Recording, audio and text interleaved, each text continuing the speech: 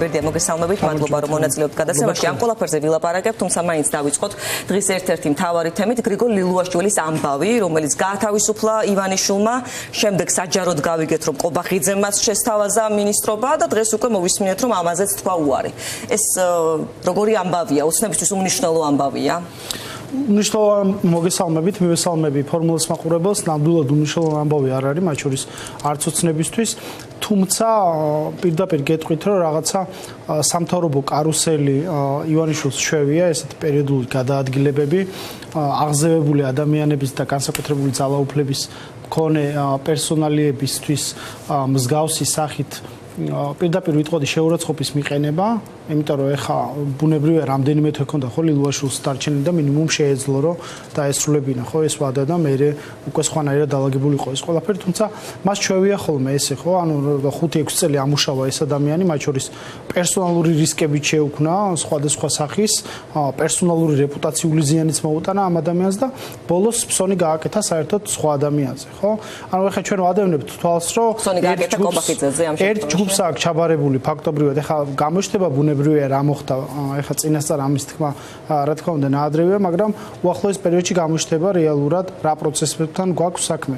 ოღონდ ნიშანდობლივი აქ ის არის, რომ აი როგორც ლილუაშვილი გასწირა, ეხა ზუსტად ასევე გაწირავს იმ ადამიანს და ყველა ცოდვას საკუთარ ოცნებისაც, საკუთარ გადაწყვეტილებებს აკიდებს მას. შემდეგ შეიძლება ეს იყოს ყობახიძე, ანუ ეგ ჩვეულებრივი ამბავია, ხო? ღარიბაშვილიც ესე იყო, ლილუაშვილი ასე იყო. ნუ ეხა წარსულში კიდე ადამიანი ღარიბაშვილი საერთოდ ორჯერ გააგდო. საერთოდ ეს ადამიანი პარტიის თავმჯდომარეა და საერთოდ არ ჩანს, ხო? დღის წესრიგში. ეს მოცემულობა, ანუ ოცნების მხარდამჭერებმა მისი სიტყვების უსიტყვოდ შემსრულებლებმა, მისი ბრძანებების და განცხადებების კარგად უნდა იცოდნენ, რომ მოცემულობა რაც შეიძლება მათ დაუდგეთ არის ის, რომ ბიძინა ივანიშვილმა ერთ დღეს შეიძლება გაიღვიძოს და აღმოაჩინოს, რომ არ ჭირდება უბრალოდ ეს ადამიანი და საერთოდ აღმოჩნდეს სამთავრობო კარუსელის შემთხვევაში. გრიგოლ ლილუაშვილზე ბერდია სხვაებიც ამბობდნენ, თუ სწორად მახსოვს, აი გიორგი ბაჩაშვილიც ამბობდა, რომ ის სხვა ტიპის ფიგურა იყო ლილუაშვილი, მეტად ჭკვიანი, ვიდრე სხვა თანამდებობის პირები ძალოვან უწყებებში, რატო ვერ დაიცვა მან თავი, როგორ გგონიათ? თუ მას უნდოდა რა თქმა უნდა აქ დარჩენა. ხო, ნუ არ ვიცი ხა, ბუნებრივია იქ გუნდია საბოლოო სიტყვა. ანუ აქ თქვენ უნდა იცოდეთ, რომ ოცნების არქიტექტურა დღეს ისეთია, რომ იქ არ არსებობენ მინისტრები, იქ არ არსებობენ დეპუტატები, იქ არ არსებობს რაღაც ავტონომიური რესპუბლიკის თავმჯდომარე, იქ არ არსებობს რაღაც ძალოვანი უწყების ხელმძღვანელი პირი, რომელიც რაღაცა ტიპის ავტონომიურობის ნიშნებს ატარებს. ერთადერთი სუვერენი აი ამ მთელ ოცნების ძალაუფლების არქიტექტურაში, რა თქმა უნდა, არის ბიძინა ივანიშვილი, რომელიც თავად წყვეტს საჭადრაკო დაფაზე, ვის შეხვდება პაიკის როლი, ვის შეხვდება ეტრის როლი, ვინ იქნება ლაზიერი. მაგრამ თავიდან ბოლომდე აი ამ საჭადრაკო ფიგურებს მართავს თავად ივანიშვილი. თუმცა აი აქედან დასკვნა ძალიან მარტივი უნდა იყოს ყველასთვის, ხო? ეს ადამიანი გაიმეტეს სანქციებისთვის, ეს ადამიანი გაიმეტეს ტალახში საგორაებლად პირდაპირი ფორმით, ხო? ანუ რეპუტაციული ზიანი მიაყენეს, რა ვიცი, უსაფრთხოების რისკებიც შეიძლება შეუქმნეს სხვადასხვა გადმოსახედიდან პერსონალური სანქცირება და დამღის ტარება, რა თქმა უნდა, არ არის მარტივი ამბავი ნებისმიერი ადამიანისთვის და ბოლოს აღმოჩნდა ისე, რომ თამაშგარია ეს ადამიანი, ხო? ზუსტად ასე იქნება მერწმუნეთ, მაგრამ მანამდე დაწონებული ამბობთ ხომ ლილუაშვილი საჭირის ამერიკის და დიდი ბრიტანეთის მხრიდან არ არის სანქცირებული. ხო, ნუ რაღაცა სანქციები ხო არის. ის რაზე მეტყველებს თავად ამ ყველაფრის ქრონოლოგია. ჯერ გამოვიდნენ გვამცნეს, რომ აი ლილუაშვილი ვადაზე ადრე დატოვა თანამდებობა და ის გახდება ახალი სამინისტროს ჩაიბარებს. შემდეგ მეორე დღეს გამოვიდა ყობახიძე და გვამცნო, რომ აი არა, ამ სამინისტროს არ ჩაიბარებს. ხო, ნუ და საწავა არ ვიცი თუ ამის შესახებ ის თავად ითქოს. ანუ ეს ნიშნავს იმაზე, რომ უარი თქვა ლილუაშვილმა დაქვეითებაზე. რა თქმა უნდა, ეხა წარმოგიდგენიათ ძალოვანი მინისტრის პორტფელია, ხო, ეს უსაფრთხოების სფეროს მართვა. ამ ადამიანისთვის უწყებაც არ გამოიძებნა, რომ რაღაცა არ შეექმნათ, რაღაცა უწყებს. სამინისტრო გახლიჩეს და რაღაცა ერთი პატარა ნაწილი მისცეს სამართავად, ამას სამინისტრო დაარქვეს. ბუნებრივია ეს პირდაპირ მიანიშნებს, რომ ლილუაშვილი ამისთვის მზად არ იყო. ფაქტია, რომ მზად არ იყო, ხო?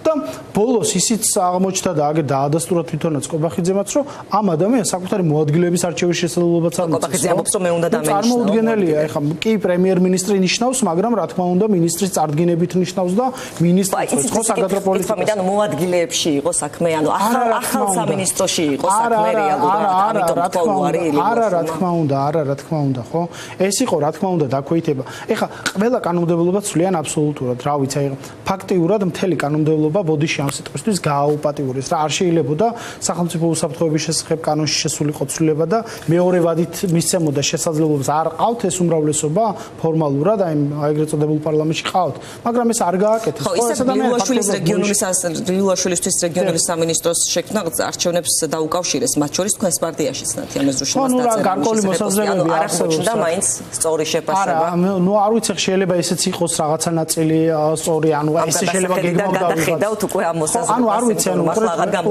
რაც უფრო დრო გავა ბუნებრივია მეტი ინფორმაცია გახდება ცნობილი და სხვადასხვა ემის გამოტანის შესაძლებლობა გვექნება ამიტომ შესაძლებელია საარჩევნო მიზნებსაც ატარებდა ასეთ ტიპის სამინისტროს შექმნა და რა თქმა უნდა მის ერთ-ერთი როლი იქნება რა თქმა უნდა არჩევნები მაგრამ ლილუაშვილისთვის ცალსახად ეს რო არის დაქვეითება და ეს იყო დაქვეითება და მისი გაგდება ფაქტობრივად სამთავრობო გუნდიდან ეს არის მოცემულობა ეს არის ფაქტი რატომ გააგდო ის ივანიშვილმა როგორ გქონდათ მე ვფიქრობ ადამიანს ნუ ბევრი პრობლემა შეიძლება დაუგროვდა რა ვიცი ახლა 6 წელი ყველაზე სანდო ადამიანი ბუნებრივია მას რაღაცა ეტაპზე ჭირდება დავალებები შემსრულებლები და რაღაც დროს ესეთი ადამიანები მისთვის ფასს კარგავენ ხო ნუ სხვა აი ეს არის მის მართვის მოდელი ხო რაღაცა კარუსელი შექმნა ხშირი როტაციები ერთი ადამიანის ძალაუფლებაში დარჩენა მათ შორის უსაფრთხოების სექტორის ხელმძღვანელის 6 წლით და მისთვის ამხელა ტიპის ძალაუფლების ჩაბარება მისთვის შეიძლება რაღაცა პერსონალურ რისკებთანაც იყო დაკავშირებული. ამიტომ დარწმუნებული ვარ რომ ბიძინა ივანიშვილი ხო აი მთავრობის კაბინეტით არ იღებს გადაწყვეტილებას. მას საკუთარი deep state ყავს, რომელსაც ებრძვიან ესენი თურმე ამერიკის შეერთებულ შტატებში და აგერ ბიძინა ივანიშვილი თავის ჭრილოვანი კაბინეტით მართავს მთელს ამ პროცესს. აი ამ ჭრილოვან კაბინეტში ხედავს მისი უახლოესი გარემოცვის წევრები, მისი ნათესავები და აი ესეთი კლანურ მაფიოზური მოდელით იმართება ეს ქვეყანა, ხო? ვინ როგორ გადაალაგონ, ვინ უსაფრთხოების სექტორის ხელმძღვანელი იყოს, ვინ მთავრობის ხელმძღვანელი. შეიძლება იყოს დაკავშირებული ბაჩიაშვილის შეიძლება ბევრი შეიძლება აი ფინანსთა სამინისტროს საგამოძიებოს უფროსიც რომ გადადგა, ესეც შეიძლება იყოს ამ საქმეებთან დაკავშირებული. მე არ ვიცი რომ მათაც ჰქონდათ თვალთვალი ჩაბარებული, მათ შორის გიორგი ბაჩიაშვილის. ხო, არ ვიცი, მე გიორგი ბაჩიაშვილის თვალთვალი ალბათ ოპერატიულ უწყებებს ჩაბარებული ჰქონდათ, მაგრამ მოცემულობა დადგა ის, რომ ადამიანი რომელიც იყო ნომერ პირველი ძებნელს არ დავარქმევ, იმიტომ რომ ყველა მიცოდა მისი რომ აქ იყო ამ ქვეყანაში, პირველი სათვალთვალო ობიექტი იყო და ფაქტია რომ გაექცათ ამ ქვეყნიდან, ხო? ბევრი პრობლემა შეიძლება არსებობდა, ხა ამ კონკრეტულ кейსთან დაკავშირებით, როგორ მოხდა, რა მოხდა, ვინ დააშავა, ვინ საკუთარი მოვალეობა ზუსტად ვერ შეასრულა, თუმცა მოცემულობა დადგა და ივანიშვილი ალბათ არის ეჭვიანი ადამიანი, ასეთ ტიპის პერსონები ზოგადად არიან ეჭვიანი ადამიანები. სხვა შორის იყო ასეთი ვერსიაც რომ იაჭვენა მათ შორის იმაზეც რომ ის მას ვერ ააცილეს სანქცია და თავად ლილუაშვილი არ იყო სანქცია. ლილუაშვილი არ არის ამერიკის შეერთებული შტატების მხრიდან. ხო, ლილუაშვილი არ არის იმ ფიგურის ის ფიგურა მათ შორის ჩარჩან რომ ის დადიოდა ამერიკის შეერთებული შტატებში. კი, ჩვენ თქვით რომ და მე დადასტურდა. დადასტურდა, კი თვითონაც დაადასტურეს ეს, ხო? ის იყო შეერთებულ შტატებში ჩასული კონკრეტული მისიით. ნუ არ ვიცი შეიძლება საკონტაქტო ადამიანი ვიღაცისთვის იყო დასავლეთის თვალში ეს ადამიანი რომელსაც რაღაცა გზავნილები მიჰქონდა მოჰქონდა, მაგრამ მე არ ვიცი ხა აი ამ ბუღალტერიაში ესე რომ თქვა შესვლა უახლოეს დღეები გამოაჩენს ყველაფერს აბსოლუტურად. თორნიკე რიჟვაძეზე რას გვეტყვით, უკავშირებთ ამას ლილუაშვილის დაქვეითებას და გადაყენებასაც, არის ეს ორი ამბავი რაიმე ფორმით? შესაძლოა. სიმართლე გითხრათ ხა ანრი ოხანაშვილი როდესაც დასახელდა ესე რომ თქვა სახელმწიფო უსაფრთხოების სამსახურის უფროსის ვაკანტურ პოზიციაზე, მაშინ თქვა კობახიძემ თუ ამ სამთავრობო გუნდმა, რომ აი კორუფციასთან ბრძოლა არის ჩვენი პრიორიტეტი და გახსოვთ რომ ღარიბაშვილიც ზუსტად აი ამ საკითხით და აი ამ ფორმით გააგდეს მამამისის და ეს თვითმფრინავის სკანდალის შემდეგ. ზუსტად ანუ რიჟვაძესთან მიმართებითაც ეს კორუფციული საქმეები სულ ისმოდა, სულ გვესმოდა, ხო? ანუ აჭარაში მიმდინარე კორუფციის შესახებ, კოეფიციენტების შესახებ, სასტუმროების შესახებ. მთავრობის თავმჯდომარე. დიახ, მაგრამ ამდენი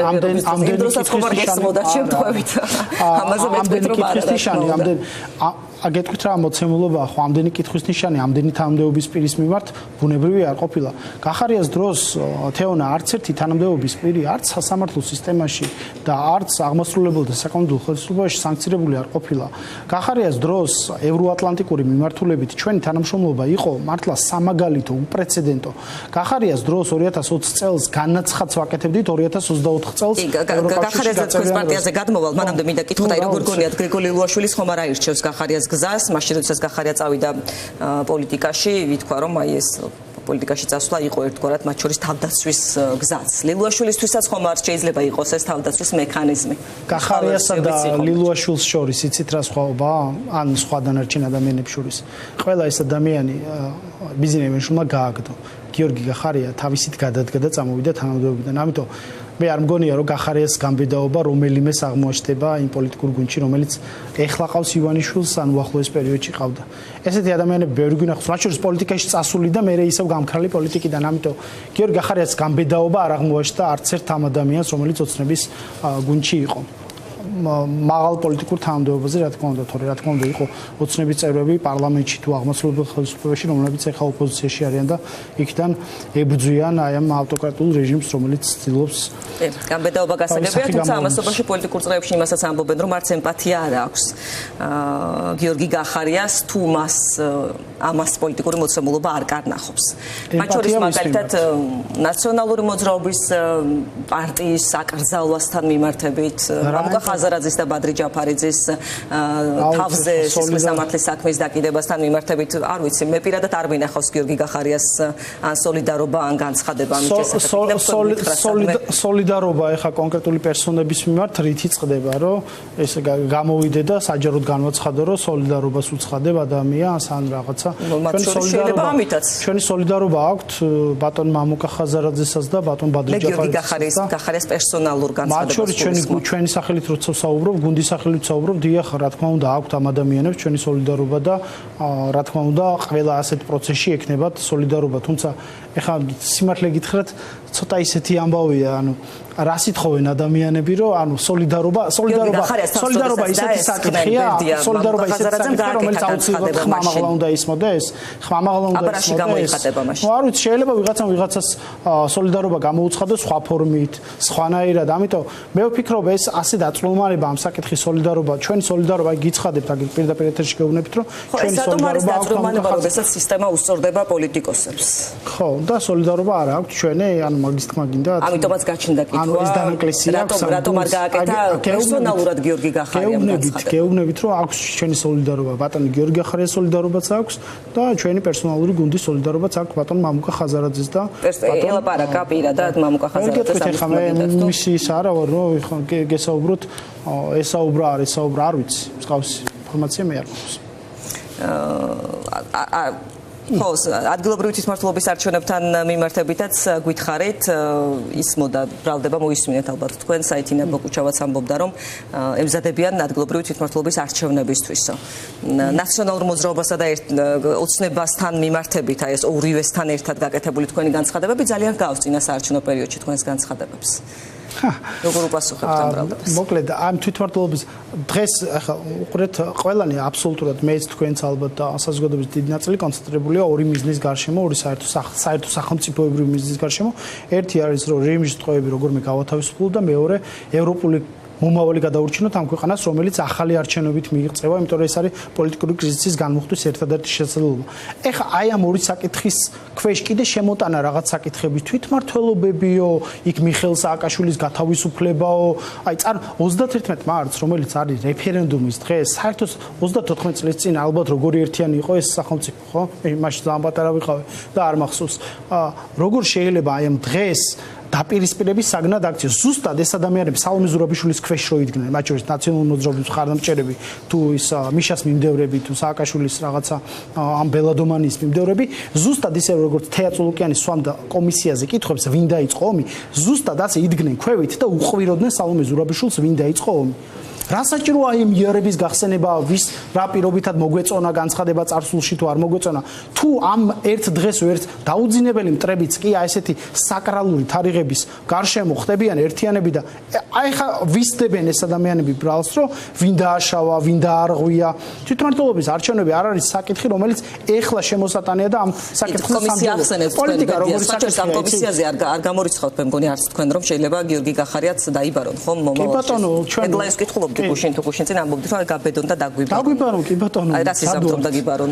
სადღაც ამას ინდივიდუალურად გადაწყვეტს ნებისმიერი ადამიანი, წარმოუდგენელია რომ არიცით მიხვალთ თუ არ მიხვალთ, ანუ ეს არ არის პარტიის პოზიცია. ეს უყურეთ ინდივიდუალური გადასაწყვეტის საკითხი, აი როგორც ბერდიას ჭინავას ინდივიდუალური გადასაწყვეტის საკითხია, მივა თუ არა, იმიტომ რომ ეს არის პოლიტიკურთან ერთად სამართლებრივი საკითხი და ბუნებრივია ეს თავის სტრატეგიას თვითონ წყვეტს ბუნებრივია და ამიტომ ჩვენი ზოგადი პოზიცია შეიძლება რაღაცა იყოს ჩამოყალიბებული, თუმცა ბერდიას ჭინავა შეიძლება სხვა რაღაც გადაწყვეტოს, ნათია მეზრუშუმა სხვა რაღაც გადაწყვეტოს, გიორგი გახარიას ეს ინდივიდუალური საკითხია. ინდივიდუალური საკითხია და რა თქმა უნდა ესე შეიძლება მოხდეს. ამიტომ მე ვფიქრობ რომ ზოგადად პოლიტიკა გავს ამინდს და ეხა წინასწარ რაღაცებზე პასუხისმგებლობის ელოდებით ანუ დაბარება სამშობლოს მოღალატის მუხლიც გააქტიუროს და მოღალატეს ხშირად ოცნება გახარიას წინააღმდეგ ზოგადად აი ეს სიტყვა არ მიყვარს ხოლმე არც მე თვითონაც არასდროს არ ვიძახი ხშირად ამ სიტყვას, იმიტომ რომ მოღალატეს ისტორია არქმევს ადამიანებს და იმდენი ეძახეს გახარიას მოღალატეს, სანამ სახელმწიფომ მოსახლეობამ თავად არ დაარქვა ბიძინა იმანიშვილს და ამ